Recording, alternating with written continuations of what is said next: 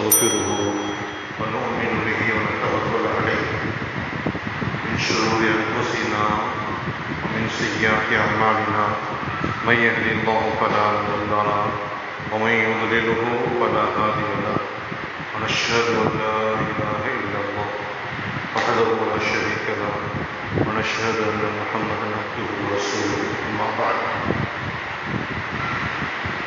அளவற்ற அருளாளனும் நிகரற்ற அன்புடையவனுமாகிய அல்லாஹ்வின் திருப்பெயரை கூற ஆரம்பம் செய்கிறேன். எல்லா புகழும் அல்லாஹ்வுக்கே குறித்தவர்களாக ஸலாத்தும் ஸலாமும் கண்மணி நாயகம் ஸல்லல்லாஹு அலைஹி வஸல்லம் அவர்கள் மீதும் அவர்களின் குடும்பத்தார்கள் உத்தம சத்திய சஹாபாக்கள் தாபிஈன்கள் தபஅ-தாபிஈன்கள் அல்லாஹ்வின் நல்லடியார்கள் மற்றும் நம் அனைவரும் மீதும் அல்லாஹ்வின் அருள் திருவருளையும் சாந்தியும் சமாதானமும் என்றென்றும் நின்றவற்றுமாக ஆமீன்.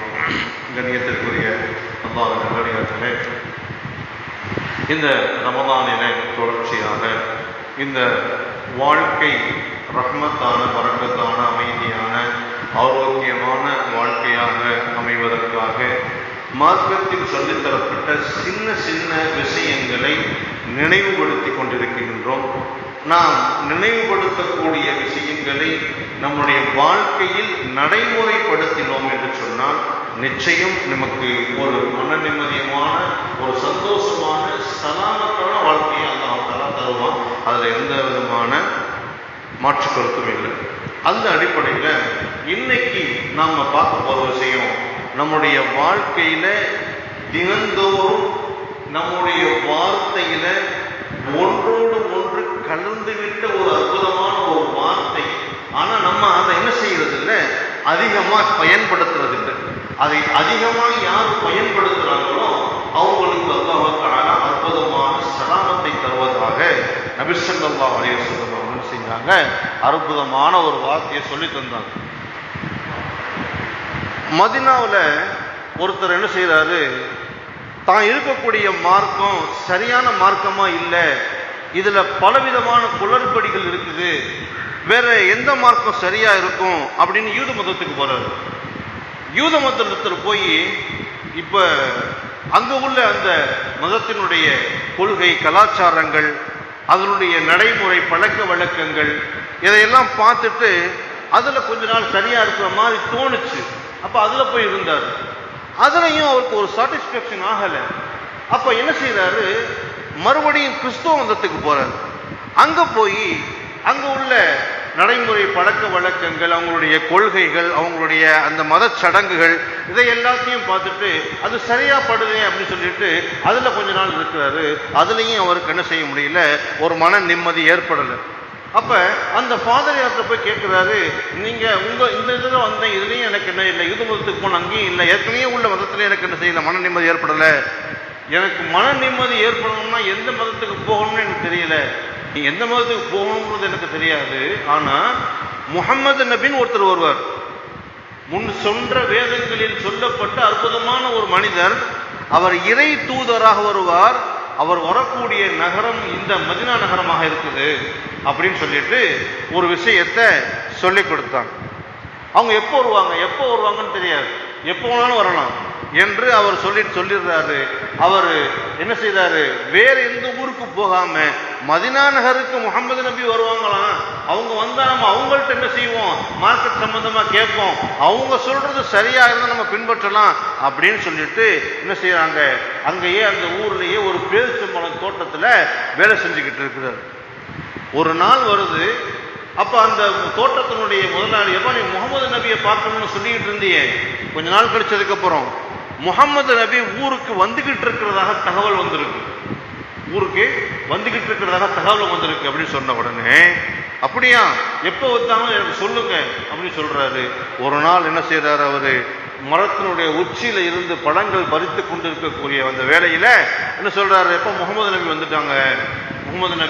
வந்துட்டாங்க அப்படின்னு சொன்னதும் தாமதம், அவர் இறங்கி கூட வரலையும், இப்படியே உதவி செய்யறாங்க. இறங்கி கூட ஸ்டெப்பா இறங்கி வந்தவங்க லேட் ஆகுண்டு மரத்துல இருந்து புத்தக்கட்டையில கீழே குதிச்சுட்டாரு.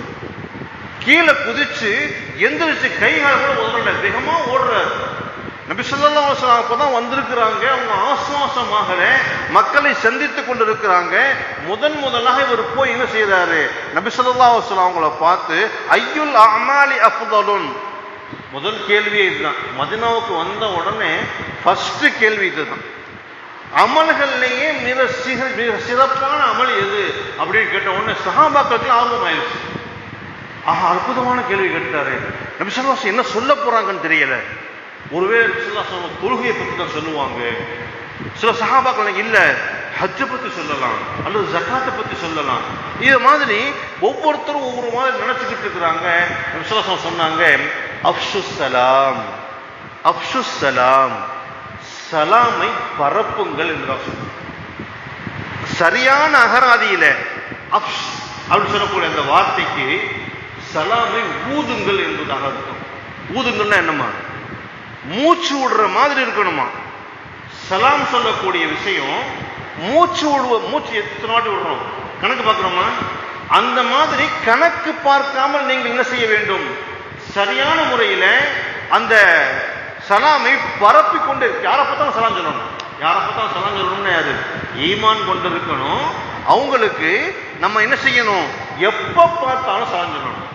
சுபு தொழுவ வர்றோம் அஸ்ஸலாமு அலைக்கும் சொல்றோம், போகும்போது ஒரு வாட்டி சலாம் சொல்லணும், அடுத்து ஒரு அரை மணி நேரத்தில் பார்த்தா மறுபடியும் சலாம் அஸ்ஸலாமு அலைக்கும் சொல்லணும்.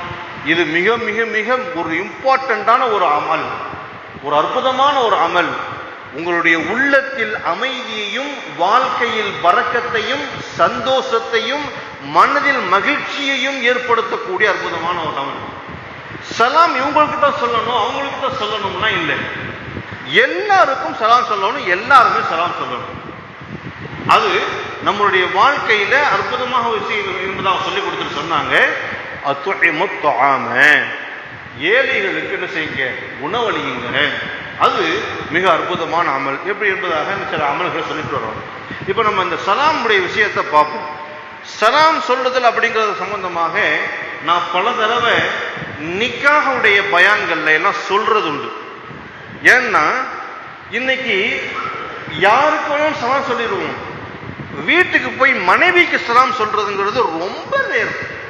அப்படியே இன்னைக்கு பயான் கேட்டுட்டு வீட்டில் போய் மனைவியை பார்த்து அஸ்ஸலாமு அலைக்கும், என்ன புதுசா இருக்கு, நேற்று வரைக்கும் சலாம்லாம் ஒன்னீங்கானோ, நீங்க இன்னும் அஜத்து பயான் பண்ணிட்டான்னு சொல்லிட்டு அஸ்ஸலாமு அலைக்கும் அம்ல அப்படின்னு கேட்டாலும் பரவாயில்ல, நீங்க சலாம் சொல்லுங்க, சலாம் சொல்லுங்க, அதோட நிப்பாட்டாதீங்க, ரஹ்மத்துல்லாஹி வ பரக்காத்துஹுன்னு சேர்த்து சொல்லுங்க.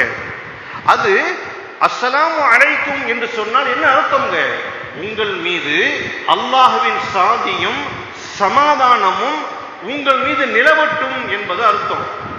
ஒற்றுமையும் சொன்னீங்கல்ல, அந்த வார்த்தை நான் பயான்ல சொல்ற வார்த்தை, அது இங்க வராது. இதுல ஒற்றுமைங்கிற வார்த்தையே இல்லை. சாந்தியும், சாந்தினா என்னங்க, மன அமைதி, சந்தோஷமான வாழ்க்கை, அது உங்கள் மீது உண்டாகட்டும் அப்படின்னு அர்த்தம். வரஹ்மத்துல்லாஹி, அல்லாஹ்வுடைய ரஹ்மத்தும் உங்கள் மீது உண்டாகட்டும். வ பரக்காத்துஹு, அல்லாஹ்வுடைய பரக்கத்தும் உங்களுடைய மீது உண்டாகட்டும் அப்படின்னு உங்க மனைவிக்கு நீங்க பார்த்து சொல்லிக்கிட்டே இருந்தீங்கன்னா அதுல எவ்வளவு ஒரு சந்தோஷம், ஒரு அந்நியோன்யம் ஏற்படும் தெரியுமா, எவ்வளவு அற்புதமான மகிழ்ச்சி நிலவும் தெரியுமா. வீட்டுல ரஹ்மத்துடைய மலக்குகளும் பரக்கத்துடைய மலக்குகளும் உங்களோட சேர்ந்து உள்ள வருவோம். எப்படிப்பட்ட விஷயம் பார்த்தீங்களா. இன்னும் எந்த அளவுக்கு சொல்லி தந்திருக்கிறாங்கன்னு சொன்னா, நீங்க வீட்டுக்கு போறீங்கம்மா, வீட்டுக்கு போறீங்க, ஆனா வீட்டுல யாருமே இல்லை, வீட்டுல யாருமே இல்லை, வீடு பூட்டி கிடக்கு, நீங்க தான் திறந்துக்கிட்டு உள்ள போறீங்க. யாருமே இல்லைன்னு சொன்னா கூட அஸ்ஸலாமு அலைக்கும் ரஹ்மத்துல்லாஹி வ பரக்காத்துஹுன்னு நீங்க சொல்லிட்டு உள்ள நுழைங்க. அந்த வீட்டிலே அற்புதமான உங்களுக்கு வாழ்க்கையை அல்லாஹ் தஆலா அமைச்சு தருவோம், அற்புதமான வாழ்க்கை அமைச்சு தருவோம். அன்பிற்குரிய பெருமக்களே, இப்படி சொல்லுவார்கள். கடை நடத்துறீங்க, வியாபாரம் பண்ணக்கூடிய ஒரு ஸ்தலம், அந்த வியாபார ஸ்தலத்துல பரக்கத்து உண்டாகணும் அப்படின்னு சொன்னா நீங்க எப்போலாம் கதவை திறக்கிறீங்களோ சற்று என்ன செய்வாங்க, மேல தூக்குவாங்கல்ல, அப்படி தூக்கிட்டு உள்ள நுழையும் பொழுது அஸ்ஸலாமு அலைக்கும் ரஹ்மத்துல்லாஹி வ பரக்காத்துஹுன்னு கடைக்கு சொல்லுங்க, கடைக்கு உள்ள சொல்லுங்க. சொல்லிட்டு குல் ஹுவல்லாஹு சூராவை 3 தடவை ஓதுங்க. அந்த கடையில் அல்ஹம்துலில்லாஹ் அப்படி ஒரு பரக்கத்தான வியாபாரத்தை கொடுப்பான். பெரிய வியாபாரம் இல்லாட்டா கூட கொஞ்சம் வியாபாரம் கொடுத்தா அந்த வியாபாரத்தில் பரக்கத்து இருக்கும். பரக்கத் என்ன அப்படின்னு சொன்னா, பரக்கத்துனா என்ன அப்படிங்கிறது உங்களுக்கு பல தடவை சொல்லியிருக்கிறேன். அது திருப்ப ஞாபகப்படுத்த வேண்டிய அவசியம் இல்லை. பரக்கத்துனா அப்படி ஒரு அபரிமிதமான வாழ்க்கை. சமீபத்தில் ஒரு 3 நாளைக்கு முன்னாடி ஒரு இளைஞர் என்கிட்ட பரக்கத்தான வாழ்க்கைனா என்ன அப்படின்னு கேட்டார். பரக்கத்தான வாழ்க்கைனா என்னன்னு கேட்டார். பரக்கத்தான வாழ்க்கைனா உங்களுக்கு புரியுற மாதிரி சொல்றோம்னா இப்படி சொல்லலாம். ஒரு 30 வருஷம் வாழ்ந்துட்டீங்க, 30 வருஷம் வாழ்ந்துட்டீங்க, மௌத்து வந்துருச்சு, மௌத்தா போயிட்டீங்க. என்னைய சொல்றேன், நான் நாளைக்கு மௌத்தா போயிருன்னு வச்சுக்கோமே, ஒரு பேச்சுக்கு. மௌத்து எல்லாத்துக்கும் நிச்சயம் தானே. அப்ப இந்த வாழ்க்கையில 100 வருஷம் வாழ்ந்தால் நான் எப்படி வாழ்ந்திருப்போனோ அப்படிப்பட்ட ஒரு வாழ்க்கையை வாழ்றதான் பரக்கத்து. பெரிய செல்வமும் காசும் பணமும் கோடி கோடியா சொத்தும் செல்வமும் இருந்தா அது பரக்கத்து இல்லைங்க. எது பரக்கத்து? கொஞ்ச நாள் நீ வாழ்ந்துட்டு போனாலும் அது பரக்கத்தான வாழ்க்கையா இருக்கணும். நபி ஸல்லல்லாஹு அலைஹி வஸல்லம் 63 வருஷம் தானே வாழ்ந்தாங்க. இன்னைக்கு வரைக்கும் நம்ம அவங்க சொன்ன விஷயத்த சொல்லிக்கிட்டே இருக்கோம், புதுசா சொல்லிக்கிட்டே இருக்கிறோம். அவங்க சொல்லாத ஒரு விஷயத்தை ஒருத்தர் சொல்றான் அப்படின்னு சொன்னா அவன் நரகவாதி என்பது ஹதீஸ். அப்ப அப்படி எந்த ஒரு மூமினும் நபி ஸல்லல்லாஹு அலைஹி வஸல்லம் சொல்லாத ஒரு விஷயத்தை செய்ய முடியாது, சொல்ல முடியாது. நபி ஸல்லல்லாஹு அலைஹி வஸல்லம் சொல்லி தந்த அற்புதமான விஷயங்களில் மிக முக்கியமான விஷயம், சலாமை நீங்கள் பரப்புங்கள். முதல்ல உங்களுடைய வீட்டில் உள்ள குடும்பத்தில் உள்ளவங்களுக்கு சலாம் சொல்லி பழகுங்க. கணவன் மனைவி கூட என்ன செஞ்சிருவாங்க, சலாம் சொல்லி பழகிடுவாங்க. இந்த மாமியார் மருமகள் இருக்காங்கல்ல, இவங்களுக்கு சலாம் சொல்லக்கூடிய அந்த பண்பாடே ஏற்படாது. 2 பேருமே வீட்டில் தொழுகுவாங்க. மாமியாரும் ஒரு பக்கம் தொழுகுவாங்க, மருமகளும் ஒரு பக்கம் தொழுகுவாங்க. சில வீட்டில் மருமகள் தொழுதா மாமியார் தொழுக மாட்டாங்க, சில வீட்டில் மாமியார் தொழுதா மருமகள் தொழுக மாட்டாங்க. அப்படி தொழுதாலும் தொழுகைன்னு சொன்னாலும் 2 பேரும் குறைஞ்சது ஒரு நாளைக்கு 3 வாட்டியாவது 5 நேரம் தொழுதா 5 நேரம் சலாம் சொல்லி பழகிருங்க. இல்லை அப்படின்னு சொன்னா ஒரு 3 தடவையாவது மாமியார் மருமகன் சலாம் சொல்லி பழகி பாருங்களேன். 2 பேருக்கு மனக்கசப்பு வராது, 2 பேருடைய லைஃப்ல பிரச்சனையா இருக்காது. மாமியாருக்கு மருமகளுக்கும் பிரச்சனை இருக்குது அப்படின்னு சொன்னா அங்க இருக்கக்கூடிய ஆம்பளைக்கு பெரிய பிரச்சனை. அங்க இருக்கக்கூடிய ஆம்பளைக்கு 2 பேருக்கும் பஞ்சாயத்து பண்ணணும். இங்கிட்டு பதில் சொல்றதானும் தெரியாது, அங்கிட்டு பதில் சொல்றதானும் தெரியாது. மத்தளத்துக்கு 2 பக்கமும் இடிங்கிற மாதிரி 2 பேருமே சலாம் சொல்லி பழகிவிட்டால் அந்த குடும்பம் குதூகலமாகிவிடும், மகிழ்ச்சி பொங்க ஆரம்பித்துவிடும். அண்ணன் தம்பிக்குள்ள சலாம் சொல்லி பழகணும். அண்ணன் தம்பிக்குள்ள சலாம் சொல்றதே கிடையாது. அண்ணன் தம்பிக்குள்ள பார்த்துருக்கீங்களா? ஒரு வீட்டில் தான் இருப்பாங்க எல்லாருமே. சலாங்கிற வார்த்தைக்கே இது இருக்காது. அப்படி சலாம் சொல்லி பழகினால் மன நிம்மதி, உடலில் மிகப்பெரிய ஆரோக்கியத்தை உணர முடியும், மகிழ்ச்சியை உணர முடியும்.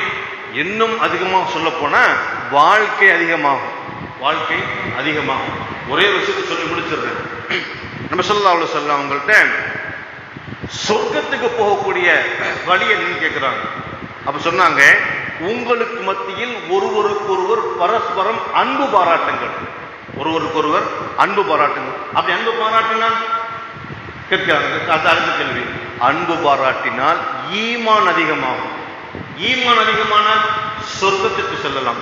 அப்ப அன்பு பாராட்டக்கூடிய அந்த அமல் எப்படி நாங்கள் எங்களுக்குள்ள அன்பை பாராட்டிக்கிறது? ஒருவருக்கொருவர் சலாம் சொல்லிக் கொள்ளுங்கள். நண்பர்களுக்கு மத்தியில சந்திக்கும் பொழுது, அடுத்து நம்மளுடைய உறவினர்களை சந்திக்கும் பொழுது, பெரியவங்களை சந்திக்கும் பொழுது கொஞ்சம் கூட தயங்காம எப்பவுமே முகமலர்ச்சியோடு சலாம் சொன்னோம்னா நம்மளுடைய வாழ்க்கையில் அல்லாஹ் தஆலா மிக அற்புதமான அமைதியையும் பரக்கத்தையும் ஏற்படுத்துவான். வாஹிரு தஅவானா அல்ஹம்துலில்லாஹி ரப்பில் ஆலமீன்.